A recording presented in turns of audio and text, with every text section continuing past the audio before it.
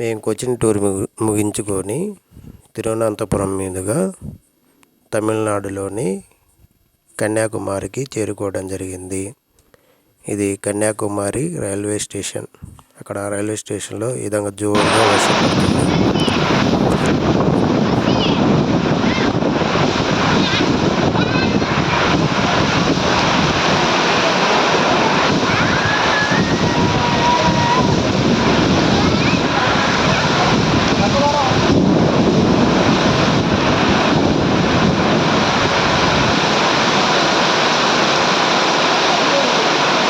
మేము కన్యాకుమారి రైల్వే స్టేషన్లో దిగి అక్కడి నుంచి మన దక్షిణ భారతదేశానికే ఎండింగ్ పాయింట్ అయిన ట్రై జంక్షన్ పాయింట్, అంటే ఇక్కడ బంగాళాఖాతం, హిందూ మహాసముద్రం, అరేబియా సముద్రం 3 కలిసే ప్రాంతం.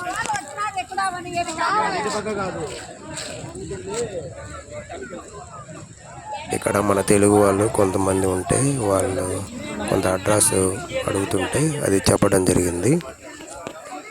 ఇదే అక్కడ కనపడే విగ్రహం వచ్చేసి తమిళనాడులో ఫేమస్ అయిన తిరువక్కల్.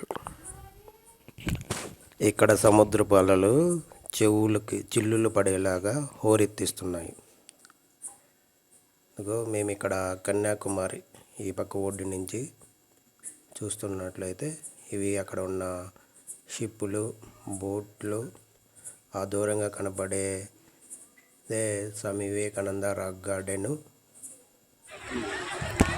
మేమందరం ఈరోజు తమిళనాడు టూర్లో భాగంగా తమిళనాడు భారతదేశానికి ఎండింగ్ పాయింట్ అయిన కన్యాకుమారికి రావడం జరిగింది. ఇది కన్యాకుమారిలోని స్వామి వివేకానంద రాక్ గార్డెన్కి వెళ్ళే మార్గము.